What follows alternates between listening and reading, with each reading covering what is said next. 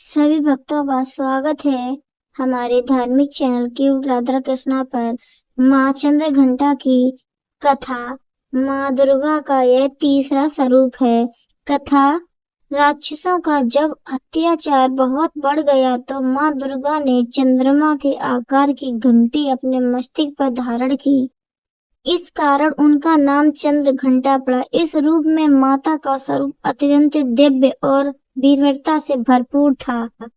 उनके 10 हाथ हैं जिसमें शस्त्र और कमल पुष्प है और माँ अपने भक्तों को शांति सुख समृद्धि प्रदान करती है तथा दुष्टों का संहार करती है। इसलिए इनका नाम चंद्र घंटा देवी पड़ा।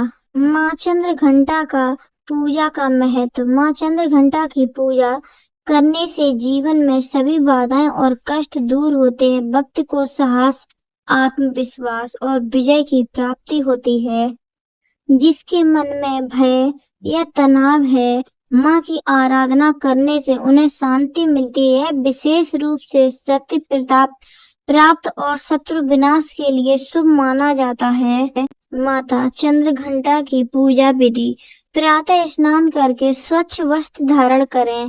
माँ चंद्र घंटा की प्रतिमा का या चित्र को पूजन स्थान पर स्थापित करें। कलश स्थापना पर उस पर मूली फूल सुपारी रखें। माँ को गंगा जल से स्नान कराएं।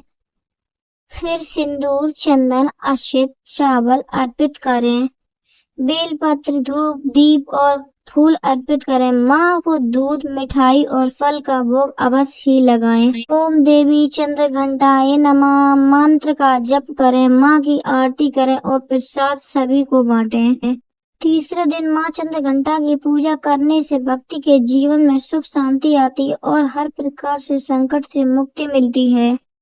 और कौन से काम नहीं करने चाहिए भूल कर भी।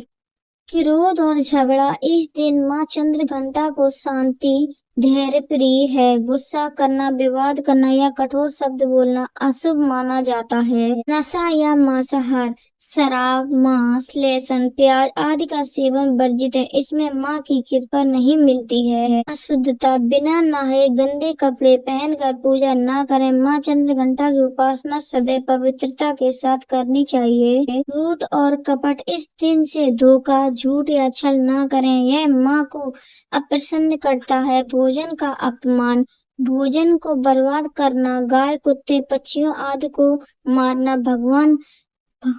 भगाना अशुभ है। दूसरों का अपमान विशेषकर स्त्रियां बुजुर्गों और जरूरतमंदों का अपमान इस दिन नहीं करना चाहिए। अश्लील बातें या